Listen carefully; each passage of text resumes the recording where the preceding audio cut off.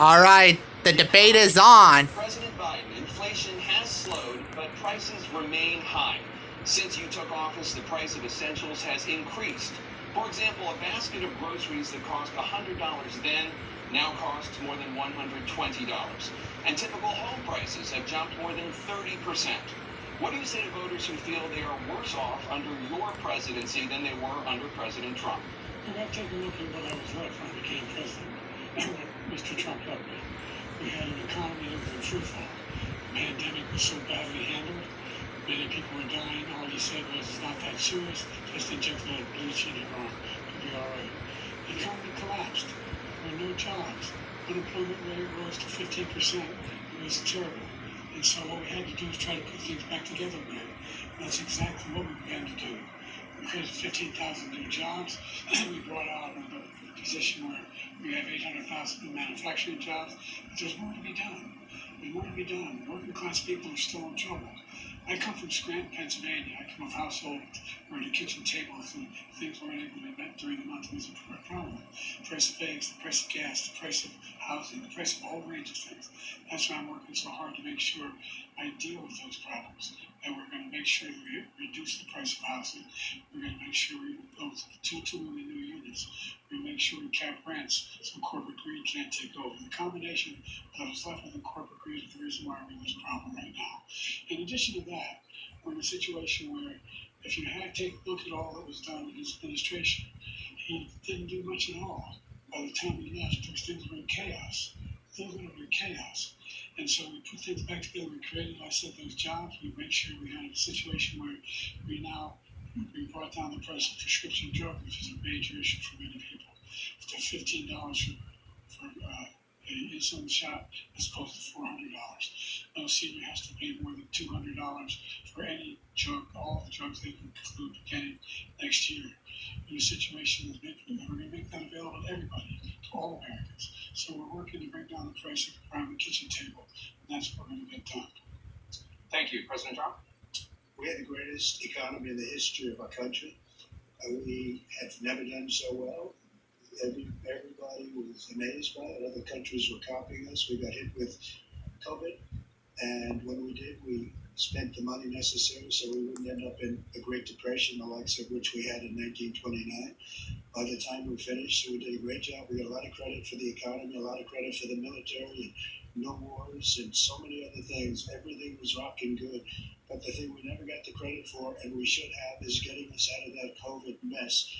He created mandates that was a disaster for our country, but other than that, we had given them back a country where the stock market actually was higher than pre-COVID, and nobody thought that was even possible.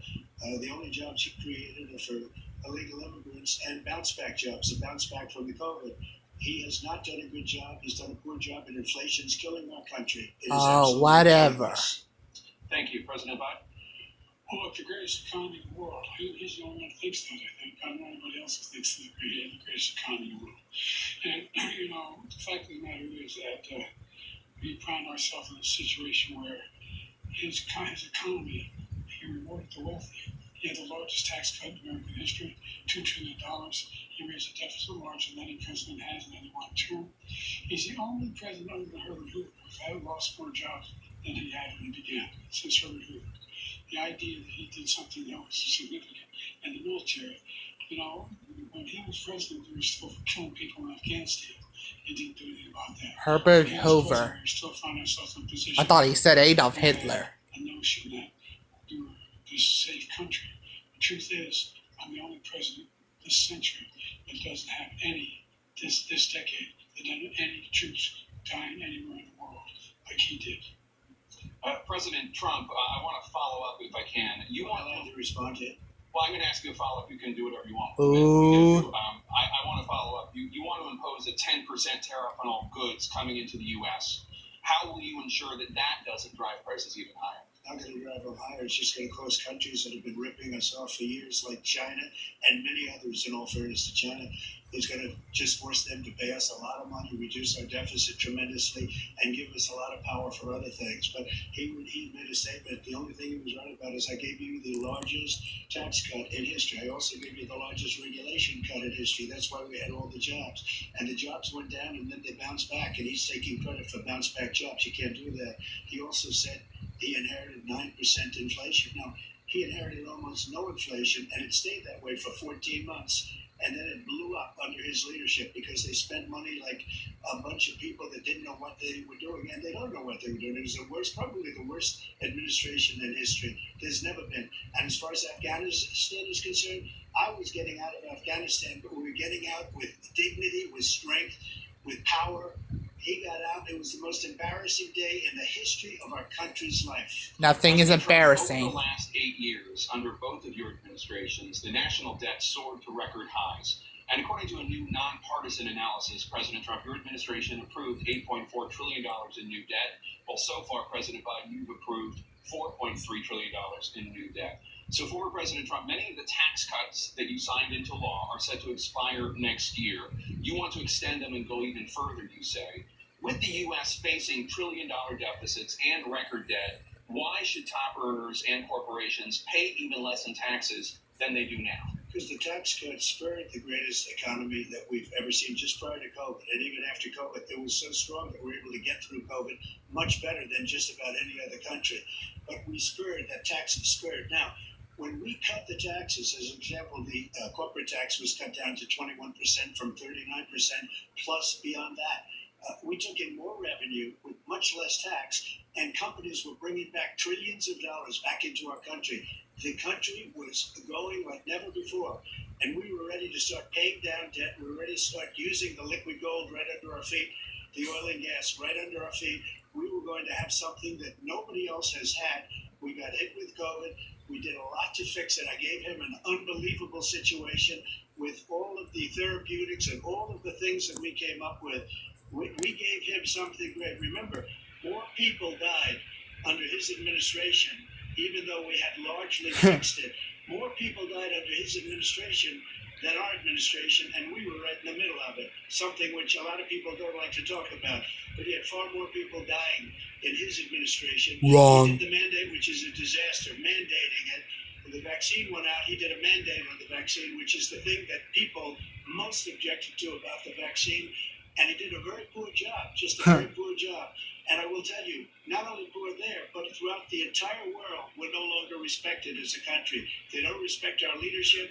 They don't respect the United States anymore.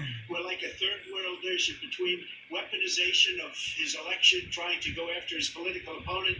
All of the things he's done, we've become like a third world nation. And it's a shame. The damage he's done to our country. And I'd love to ask him, and will, why he allowed millions of people to come in here from prisons, jails, and mental institutions to come into our country and destroy our country. President Trump, we will get to immigration later in this block. President Biden, I want to give you an opportunity to respond to this question about the national debt. He had the largest national debt of any president in a 4-year period, number one. Number two, that $2 trillion tax cut benefited the very wealthy. What I'm going to do is fix the tax system. For example, we have 1,000 trillionaires in America. Billionaires in America. And what's happening? They're in a situation where they, in fact, pay 8.2% taxes. If they just paid 24%, 25%, either one of those numbers, then they'd raise $500 billion, I should say, in a 10-year period. We would be able to wipe out his debt. We'd be able to help make sure that all those things we need to do, child care, elder care, making sure that we continue to strengthen our healthcare system, making sure that we're able to make every single solitary person eligible for what I've been able to do with the COVID. Excuse me, with dealing with everything we have to do with. Look, if we finally beat Medicare. Thank you, President Trump. Well, he's right. He did beat Medicare. He beat it to death, and he's destroying Medicare because all of these people are coming in. They're putting them on Medicare. They're putting them on Social Security. They're going to destroy Social Security. This man is going to single-handedly destroy Social Security. These millions and millions of people coming in, they're trying to put them on Social Security. He will wipe out Social Security. He will wipe out Medicare. So he was right in the way he finished that sentence. And it's a shame. What's happened to our country in the last 4 years is not to be believed. Foreign countries, I'm friends with a lot of people. They cannot believe what happened to the United States of America. We no longer respect it. They don't like us. We give them everything they want, and they think we're stupid. They think we're very stupid people. What we're doing for other countries, and they do nothing for us. What this man has done is absolutely criminal. Thank you, President Trump. Tana? This is the first presidential election since the Supreme Court overturned Roe v. Wade. This morning, the court ruled on yet another abortion case, temporarily allowing emergency abortions to continue in Idaho, despite that state's restrictive ban. Former President Trump, you take credit for the decision to overturn Roe v. Wade, which returned the issue of abortion to the states. Correct. However, the federal government still plays a role in whether or not women have access to abortion pills. They're used in about 2/3 of all abortions. Women cannot be President, punished. Would you block abortion medication? First of all, the Supreme Court just approved the abortion bill, and I agree with their decision to have done that, and I will not block it. And if you look at this whole question that you're asking, a complex but not really complex. 51 years ago, you had Roe v. Wade, and everybody wanted to get it back to the states. Everybody, without exception. Democrats, Republicans, liberals, conservatives. We need it back. Everybody wanted it back. Religious leaders. And what I did is I put 3 great Supreme Court justices on the court, and they happened to vote in favor of killing Roe v. Wade and moving it back to the states. This is something that everybody wanted. Now, 10 years ago or so, they started talking about how many weeks and how many this, getting into other things. But every legal scholar throughout the world, the most respected, wanted it brought back to the states. I did that. Now the states are working it out. If you look at Ohio, it was a decision that was an end result that was a little bit more liberal than. Now my dad is getting mad. Look at him. Same thing. Texas is different. Florida is different. But they're all. What kind of decisions you've been making? And right now, the states control it. That's the vote of the people. Like Ronald Reagan, I believe in the exceptions. I am a person that believes. And frankly, I think it's important to believe in the exceptions. Some people, you have to follow your heart. Some people don't believe in that. But I believe in the exceptions for rape, incest, and the life of the mother. I think it's very important. Some people don't. Follow your heart. But you have to get elected also. And because that has to do with other things. You got to get elected. The problem they have is they're radical because they will take the life of a child. I do not support any rape and If you incest. look at the former governor of Virginia, he was willing I do to not. this. He said, "We'll put the baby aside. That's a crime. And we'll determine what we do with the baby, meaning we'll kill the baby." What happened is we brought it. It's back their to the choice states. because they don't The like country is that now kind of coming babies. Together on this issue, it's been a great thing. Thank you. President Biden? It's been a terrible thing what you've done. The fact is that Yeah, the majority I of agree with you, Scholars Dad. support He Roe. did a terrible thing. Support Roe. And that was- Support Roe v. Wade. They were all against it. It's just ridiculous. And this is the guy who says the state should be able to have it. We're in a state where in 6 weeks, you don't even know whether you're pregnant or not, but you cannot see a doctor and have him decide on what your circumstances are, whether you need help. The idea that states are able to do this is a little like saying we're going to turn civil rights back to the states, let each state have a different rule. Look, there's so many young women who have been, including the young woman who just was murdered, and he went to the funeral. The idea that she was murdered by an immigrant coming in here. They talk about that. But here's the deal. Jocelyn in Houston, Texas, I heard. I don't blame what happened. It's just I do criticize what decisions they make, Dad. And then try to arrest them when they cross state line. Thank you. There have been many young women murdered by the same people he allows to come across our border. We have a border that's the most dangerous place anywhere in the world, considered the most dangerous place anywhere in the world. And They're not kind of these dangerous. killers are coming into our country, and they are raping and killing women. And it's a terrible thing. As far as the abortion is concerned, it is now back with the states. The states are voting. I In many disagree. cases, it's frankly a very liberal decision. In many cases, it's the opposite. But they're voting, and it's bringing it back to the vote of the people, which is what everybody wanted. including the founders, if they knew about this issue, which frankly they didn't. But they would have. Everybody wanted it brought back. Ronald Reagan wanted it brought back. He wasn't able to get it. Everybody wanted it brought back, and many presidents had tried to get it back. I was the one to do it. And again, this gives it the vote of the people, and that's where they wanted it. Every legal scholar wanted it that way. Staying on the topic of abortion, President Biden, 7 states, I'll let you do that.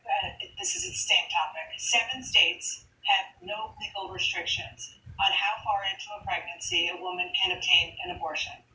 Do you support any legal limits on how late a woman should be able to terminate a pregnancy? I support Roe v. Wade, which had 3 strikes. Yeah, I do. The first time is between the woman and the doctor. Second time is between the doctor and an extreme situation. The third time is between the doctor, between the woman and the state. The idea that the politicians, the founders wanted the politicians to be the ones making decisions about women's health is ridiculous. That's the last. No politician should be making that decision. A doctor should be making those decisions. That's how it should be run. That's what you're going to do. And if I'm elected, I'm going to restore Roe v. Wade. Re-elected. He can take the life of the baby in the 9th month. Re-elect my and dad. After birth, because some states, Democrat run, take it after birth. Again, the former governor of Virginia, put the baby down, then we decide what to do with it. So he's willing to, as we say, rip the baby out of the womb in the 9th month and kill the baby. Nobody wants that to happen, Democrat or Republican. Nobody wants it to happen. That is simply not true. Yeah, definitely not true. That's not the circumstance. Only a woman's life is in danger. She's going to die. That's the only circumstance in which that can happen. But we are not for late-term abortion, period. Period, period. The Roe v. Wade, you have late-term abortion. You can do whatever you want, depending on the state. You can do whatever you want. We don't think that's a good thing. We think it's a radical thing. We think the Democrats are the radicals, not the Republicans. 51 years, that was the law. 51 years, constitutional scholarship said it was the right way to go. 51 years, and it was taken away because this guy put very conservative members on the Supreme Court. He takes credit for taking it away. What's he going to do? What's he going to do, in fact, if the MAGA Republicans, he gets elected, and the MAGA Republicans control the Congress, and they pass a universal ban on abortion, period, across the board. Okay, 6 weeks or 7 my weeks. camera's about to be out of storage. I hope you guys enjoy watching this, everyone. He'll sign